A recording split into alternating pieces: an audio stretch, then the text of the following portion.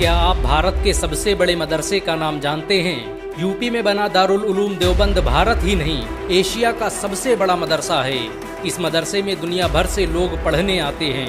भारत की आज़ादी में इस मदरसे का बड़ा योगदान रहा। 70 एकड़ में फैला ये मदरसा आज पूरे भारत को अपनी गौरव गाथा सुना रहा है। ये भारत का एकमात्र मदरसा है जहाँ पर हेलीपैड की सुविधा उपलब्ध है। दारुल उलूम देवबंद ने भारत को सबसे बड़े वैज्ञानिक और राजनेता दिए। 20वीं सदी के अधिकतर राजनेता दारुल उलूम देवबंद की विचारधारा से प्रभावित थे।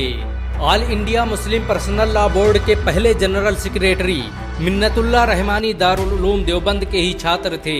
देश के पहले गृह मंत्री मौलाना उबैदुल्ला सिंधी ने दारुल उलूम देवबंद से ही शिक्षा हासिल की थी।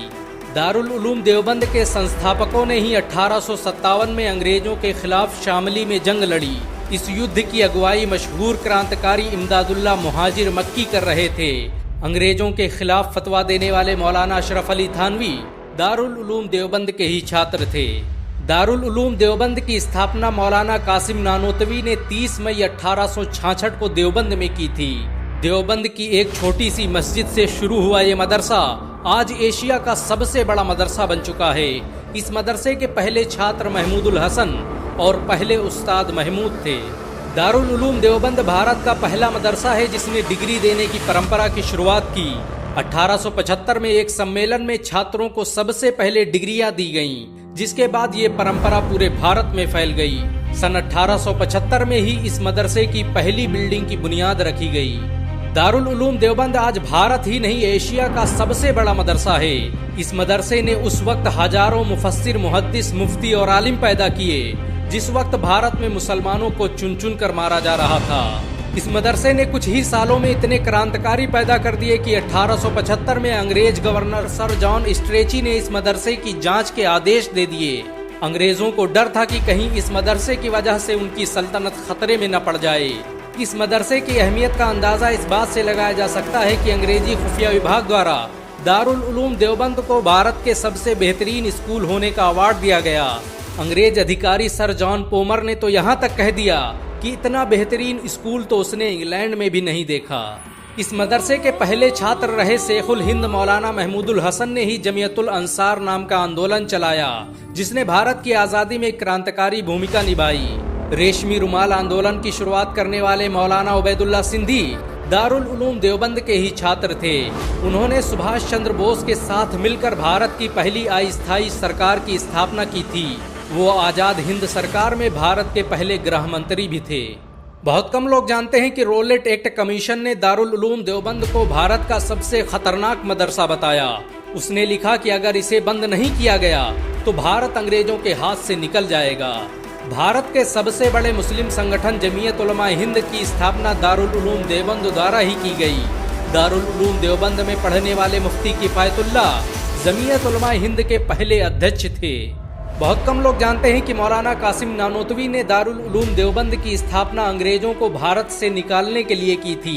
इस मदरसे का मकसद देश में ऐसे नौजवानों को पैदा करना था जो भारत की आज़ादी में योगदान दे सके। आपको ये जानकर शायद हैरानी हो कि दारुल उलूम देवबंद के छात्र रहे मौलाना महमूदुल हसन ने ही 1920 में गांधी को महात्मा का लक़ब दिया। उनका ये नाम इतना मशहूर हुआ कि गांधी पूरी दुनिया में महात्मा गांधी के नाम से पुकारे जाने लगे। महमूदुल हसन ने ही हकीम अजमल खान के साथ मिलकर 1920 में जामिया मिलिया इस्लामिया यूनिवर्सिटी की स्थापना की थी ताकि भारतीय शिक्षा तंत्र को अंग्रेजों के चंगुल से आज़ाद करवाया जा सके।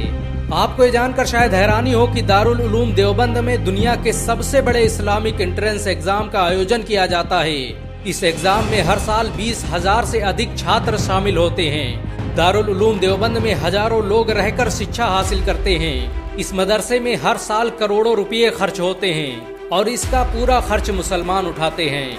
दारुल उलूम देवबंद ने भारत में इस्लाम को फैलाने में बड़ा बुनियादी किरदार अदा किया। इस मदरसे ने दुनिया में सबसे ज्यादा आलिम और शिक्षाविद पैदा किए। तबलीगी जमात की स्थापना करने वाले मौलाना इलियास दारुल उलूम देवबंद के ही छात्र थे। देवबंद की कोख से जन्मी तबलीगी जमात आज दुनिया का सबसे बड़ा धार्मिक संगठन बन चुकी है। इसमें जुड़ने वालों की संख्या 20 करोड़ से अधिक है। अमेरिका से लेकर रूस, जापान, इंडोनेशिया और फ्रांस के हर शहर में इसकी शाखाएं फैली हुई हैं। दुनिया के 150 से अधिक देशों में तबलीगी जमात के लोग मौजूद हैं। दारुल उलूम देवबंद भारत का पहला स्कूल था जिसने अंग्रेजों के खिलाफ अंतर्राष्ट्रीय स्तर पर आवाज उठाई। इस मदरसे ने अफगानिस्तान, तुर्की, सऊदी अरब और ईरान में ऐसे लोग तैयार किए जिन्होंने भारत की आज़ादी में बड़ी भूमिका निभाई।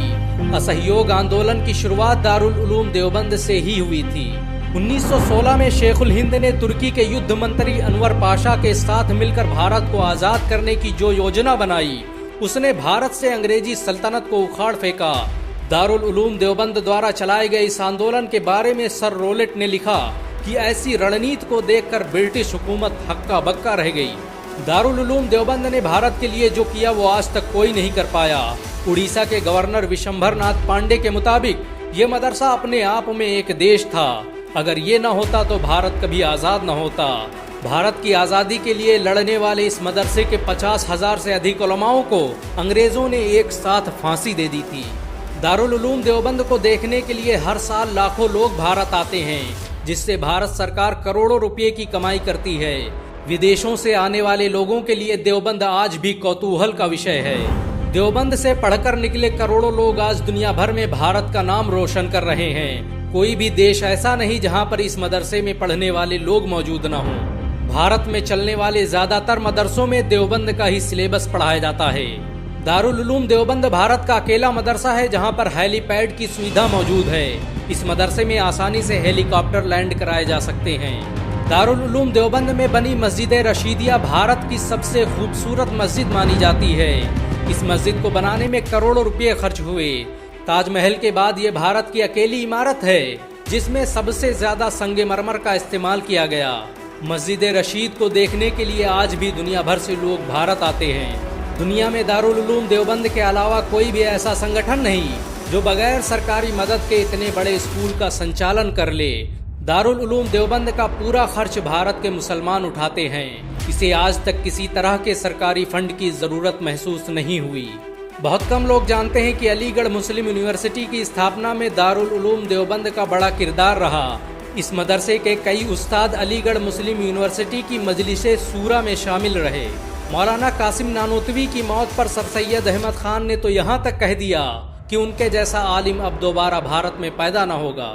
दारुल उलूम देवबंद की जब स्थापना हुई तब इसमें कोई पढ़ने वाला नहीं था, लेकिन आज उसी देवबंद में पढ़ने के लिए दुनिया के कोने कोने से लोग आ रहे हैं। देवबंद आज सिर्फ एक मदरसा ही नहीं, भारत की पहचान बन चुका है। इस मदरसे ने हर दौर में भारत के लिए सबसे ज्यादा कुर्बानियां दी।